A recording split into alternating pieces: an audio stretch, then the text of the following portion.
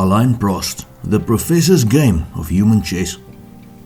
In the 1980s and the 1990s, Formula One was a gladiatorial arena. It was defined by fire, fury, and drivers who treated every corner like it was their last one. But amidst the tire smoke and the roaring V10s and V12s, there was one man who looked less like a gladiator and more like a grandmaster. They called him the Professor.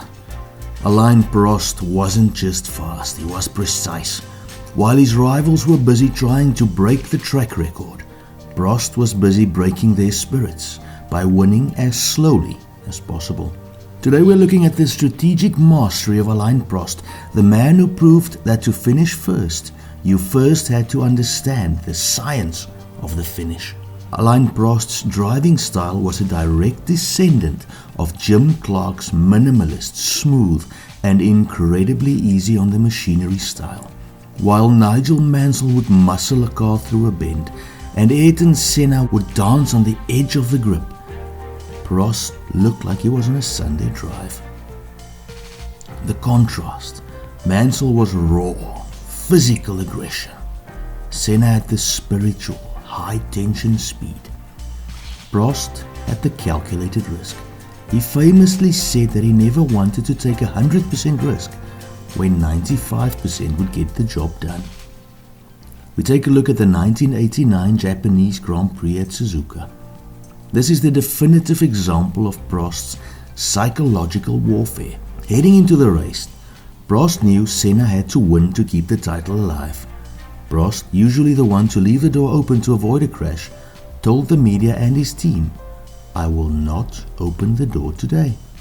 By positioning his car with mathematical certainty at the Casio triangle, he forced Senna into a desperate move. They collided and it was no mistake. It was Prost holding a mirror up to Senna's aggression and letting Senna's own nature decide the championship. Where did this clinical approach come from? We have to go back to 1984. Prost lost the championship to teammate Niki Lauda by the smallest margin in history, half a point. Prost was faster. He won 7 races to Lauda's 5, but Lauda won the title because he understood the car's setup and racecraft better than Prost did. Prost spent the rest of his career applying the lessons learned in that season. Prost was known for spending hours on car setup. He would often qualify 3rd or 4th, looking slow, only to have a car that was perfectly balanced for full fuel loads and worn tires during the race. He would win while slow. Recall the 1986 Australian Grand Prix. Nigel Mansell had a faster car, but Prost's technical feedback allowed him to manage his fuel and tires with such precision that when Mansell's tire exploded and Piquet was forced to pit, it was Prost who was there to pick up the pieces. He didn't beat them with pace, he beat them with his brain. One of the most common critiques of modern legends is that they often had number 2 teammates. Prost never had that luxury. Throughout his career, he shared a garage with more world champions than anyone else. He ran the gauntlet of Niki Lauda at McLaren, the mentor who became a rival. Keke Rosberg at McLaren, a blisteringly fast world champion who solidly was beaten by Prost. Ayrton Senna at McLaren, the most intense rivalry in sports history, making Hamilton-Rosberg look like kids' play. Nigel Mansell at Ferrari, the lion versus the professor.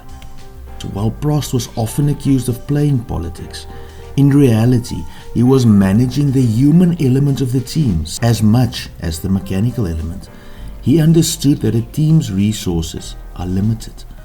By being the more rational and constructive driver, he often swayed engineers toward his philosophy, not through backstabbing necessarily, but through superior technical communication.